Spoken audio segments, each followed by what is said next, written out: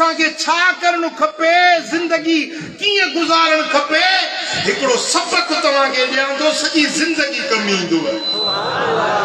जे यादि कयो त, जे अमल कयो त सॼी ज़िंदगी कमु ईंदव।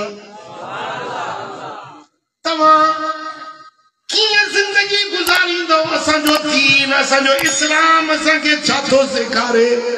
कंहिंखे इज़त ॾिसो, कंहिंखे माल ॾिसो, जंहिंखे अल्लाह नवाज़ियो आहे उन सां साड़ न कयो, हसद न रखो, बुग़्ज़ न रखो, छो त अल्लाह इन खे ॾिनो आहे, अल्लाह जी मर्ज़ी आहे। उन सां हसद न कयो, उन सां बदख़्वाही न कयो।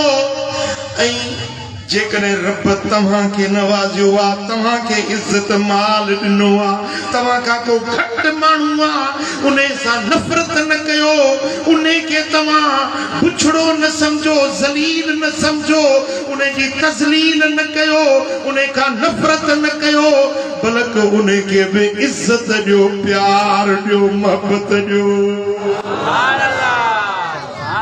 जंहिंखे अल्लाह नवाज़ियो आहे उन सां साड़ न कयो, जंहिंखे रब घटिया बणायो आहे उन सां नफ़रत न कयो, बल्कि ईअं सोचो त अल्लाह जा फ़ैसिला आहिनि, जंहिंखे रब जेतिरो नवाज़ियो आहे मां रब सां राज़ी आहियां। बस इहो सबक़ अथव। जे इन सबक़ ते अमल कंदो न, ख़ुदा जो कसम, सभिनी खां रब वधीक तव्हांखे नवाज़ींदो। समझो था? इहो सुखी जिंदगी गुज़ारण जो राज़ अथव।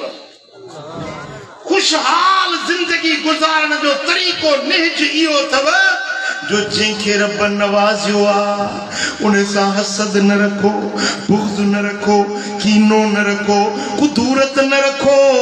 ऐं जंहिंखे रब फुरे वरितो आहे, ग़रीब आहे, मिस्कीन आहे, छिनल फाटल कपड़नि वारो आहे, उन खां बि नफ़रत न कयो, उन खे ज़लील न सम्झो, उन तां चथर न कयो, ठठोल न कयो, उन खे तव्हां घटिया लफ़्ज़ न ॻाल्हायो। किथे ईअं न थिए जो उन जी ज़िल्लत तव्हां ॾे अची वञे, तव्हांजी इज़त हुन ॾे हली वञे।